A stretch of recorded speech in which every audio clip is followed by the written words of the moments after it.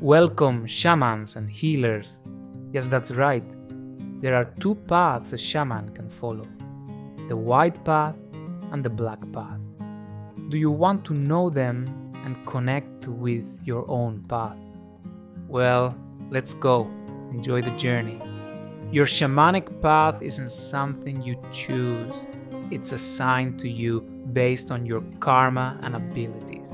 Once, a sick woman went to the ashram where my master was studying shamanism. The woman wanted to heal. She was desperate, weak, and feverish. The great master received her along with his disciples. After examining her and listening to her, he took his disciples to another room and said, "This woman has heavy karma, making her sick. We can't heal her unless one of you accepts to take her karma. Otherwise, she will die. Does anyone accept?" At that moment, my master, who was there as a disciple, spoke up. "I accept it. I want to help her." Then the great master approached him and said, "You will be a white shaman."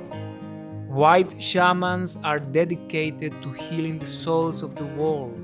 They have a strong connection with elevated spirits of truth and universal consciousness. They have access to the highest form of healing, forgiveness. They can undo great karmic burdens, diseases, and conflicts. They place them in the stream of universal consciousness, where they dissolve as if they never existed. Their life on earth is humble and discreet. Few people know them. They sacrifice their personal pleasures and preference to follow the spirits. They must stay clean and pure to maintain that connection with higher spirits. They are devoted to doing good. Sometimes their life among humans is challenging, because their abilities are focused on subtle worlds, not the material one.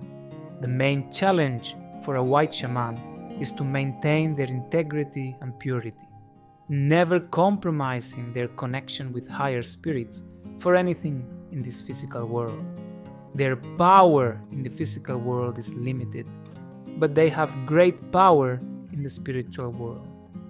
This makes them wonderful healers.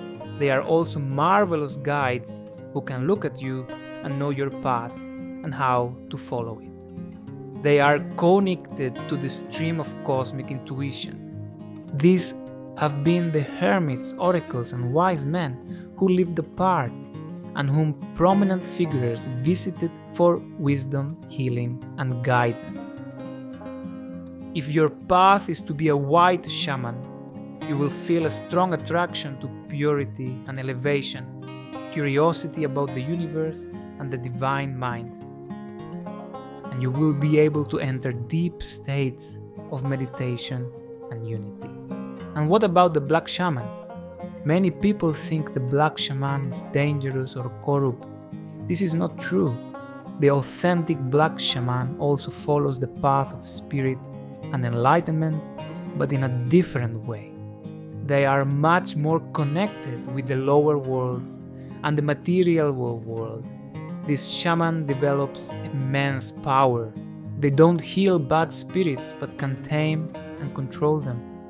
The god of the lower world is Erlik, depicted sitting on a bull, holding its tail with one hand and a snake in the other. This symbolizes that he has mastered the bad spirits. The Black Shaman does the same.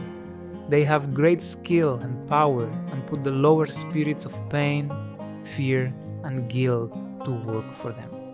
This gives them immense power in the physical world and a gigantic capacity to influence. They can move masses, be famous, have wealth, and great influence.